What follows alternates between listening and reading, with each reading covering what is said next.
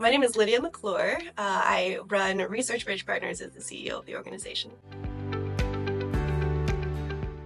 Science is the first gate we have to getting involved with a lab. So we typically work very early stage and the science is still in the lab. So we're looking at science first and then people after that. We work solidly in the Valley of Death. So that is defined as you have a series of grants that you've been doing research with, and then there's somewhat of an awkward point where you're not doing research anymore. You should be doing development, and in drug development, that is a series of experiments, and you can kind of feel the tension in academia or in a small company of when you're supposed to be moving on to development. And that point of tension is the Valley of Death, because grants aren't a great fit, and venture typically wants something de-risked enough, often they say clinical data, in order to move forward with an investment. And so this valley is acute in all of biotech, across all the different industries. But in biotech, it's a series of experiments, and it's usually the pre-IND experiments. So understanding if you can manufacture a molecule, if you can, if there's any toxicity or thoughts of toxicity, that's the kind of development work that needs to be funded in the Valley of Death.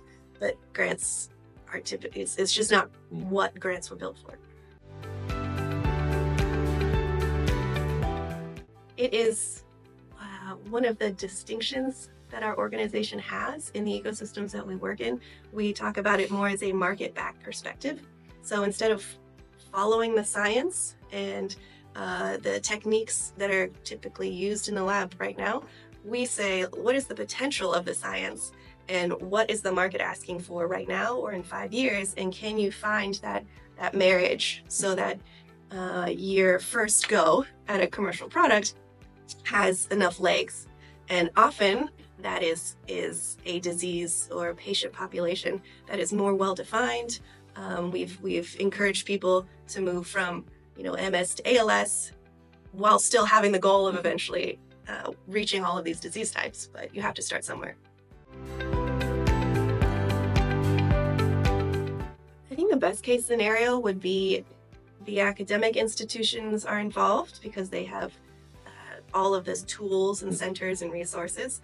The government gets involved because they have scale and breadth, and that's important, and that's involved early.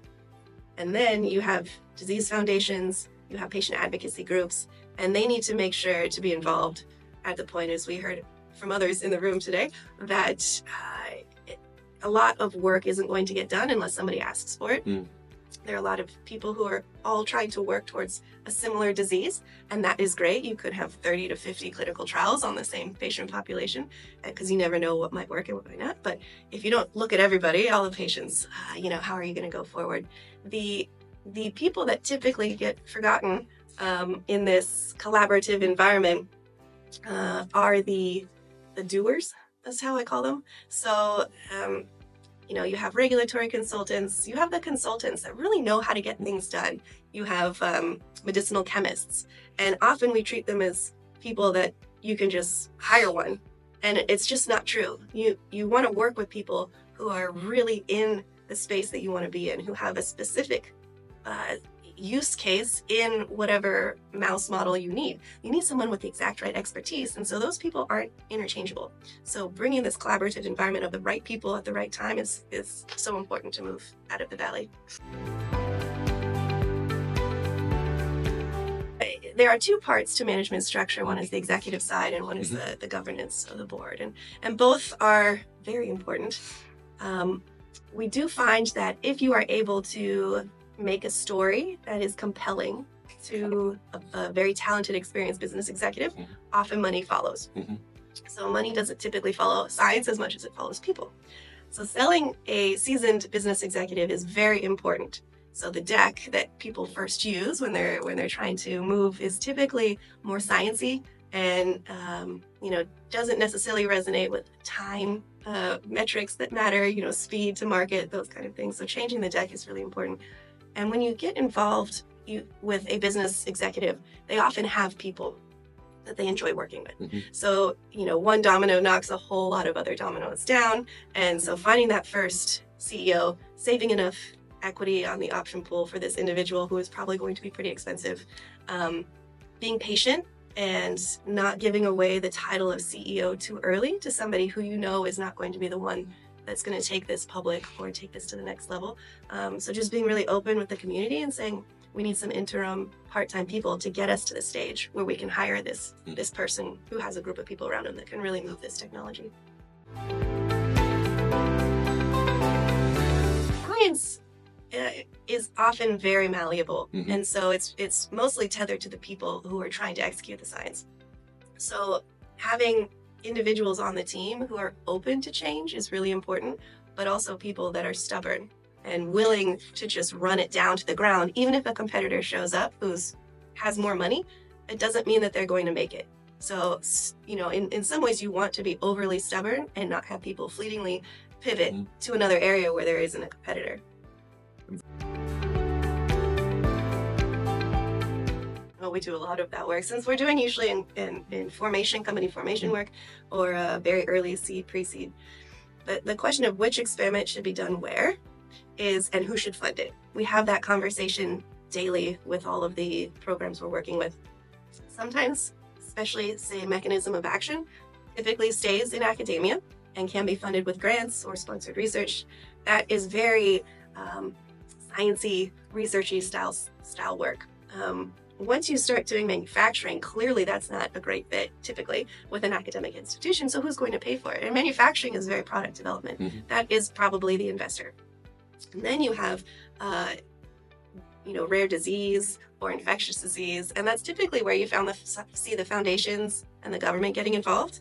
And then straight up the middle is the platform biggest payload, which is typically still the core investors. So you have a lot of different types of money around one type of science, and trying to figure out how to create that set of expectations that everyone is aligned with and know when the milestones are going to be hit for their personal and organizational wishes is really important.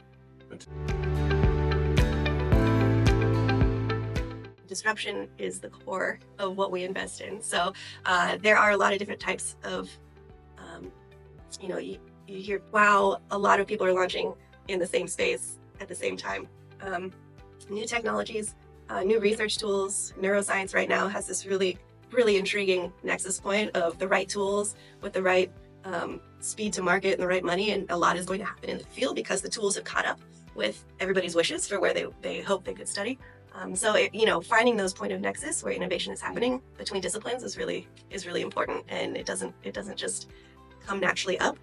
So waiting for somebody to approach you with this type of activity doesn't work for us. Typically, we have to go in very early and incentivize the movement of these activities. Super cool.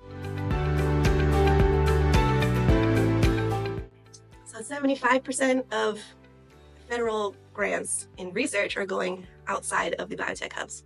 So when you're thinking about how much science that could be benefiting the patient is sitting outside of a biotech hub, you start to wonder, how are we going to be more efficient about that?